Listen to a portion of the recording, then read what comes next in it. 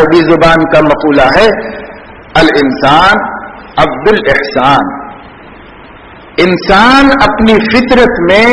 احسان کا غلام بننے کا مزاج رکھتا ہے۔ اس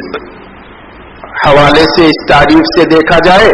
تو اس انسان کا سب سے بڑا محسن کون ہے؟ اس انسان کا سب سے بڑا محسن وہ ہے جس نے اس کو عدم سے وجود بخشا۔ جو کچھ انسان میں کمالات ہیں ان سارے کمالات کا خالق و مالک جو ہے، اور جس نے اپنے فیض سے اور اپنی عطا و سخا سے اس کو یہ سب کچھ دیا ہے، وہ سب سے بڑا محسن ہے۔ اور انسانیت کا تقاضا یہ ہوتا ہے کہ محسن کی غلامی کرے، تو سب سے بڑے محسن کی سب سے زیادہ غلامی کرنا وہ انسانیت ہی کی دعوت ہے، جس پر ماحول اور اثرات کے پردے پڑ جاتے ہیں تو پیغمبر آ کر اسے ہٹاتے ہیں اور بتاتے ہیں تمہاری اصل شان تو یہ ہے کہ تم محسن کو پہچانو اور محسن کی بندگی کرو،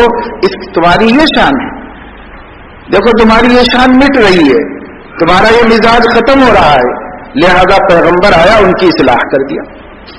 ان کو درست کرتا ہے، صحیح دعوت دیتا ہے، پھر سے انسانیت کو چھیڑ کر انہیں یہ ماننے پر مجبور کرتا ہے کہ مجھے میرے محسن اعظم کی سب سے بڑی بندگی کرنی چاہیے، اور وہ محسن اعظم اللہ تعالیٰ ہے، اور اس کا سب سے بڑا حق یہ ہے کہ اس کے ساتھ شرک نہیں کرنا چاہیے۔ تو یہ بھی دراصل انسان کو انسانیت پر لانا ہے کہ تم انسان بن جاؤ، انسان بنو گے تو اسی وجہ بزرگوں نے فرمایا کہ انسان کامل مسلمان کامل ہوتا ہے، جس میں انسانیت نہیں وہ مسلمان بھی نہیں ہوتا۔